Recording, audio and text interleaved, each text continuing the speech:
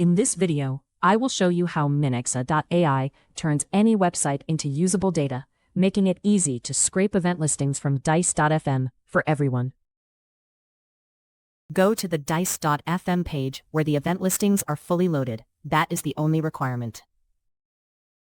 Now find the Minexa.ai extension icon in your toolbar and click it to get started.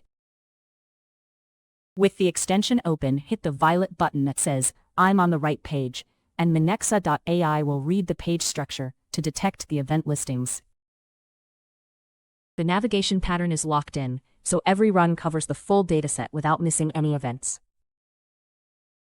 Now choose whether to scrape just the list of events or also each event's detail page for more information. Go with Continue, or choose Advanced if you need to interact with drop-downs, buttons, or inputs before the list appears. That highlighted section is your data. Hit Create Scraper, and Minexa.ai learns how to extract event listings from similar pages automatically. Minexa.ai detected every field on the page, including event names, dates, venues, and ticket info. Select what matters most and move on. For developers building pipelines, click API Request, copy the code snippet, add your URLs, and Minexa.ai handles parallel processing effortlessly. Hit Complete Configuration to validate and save your scraper setup.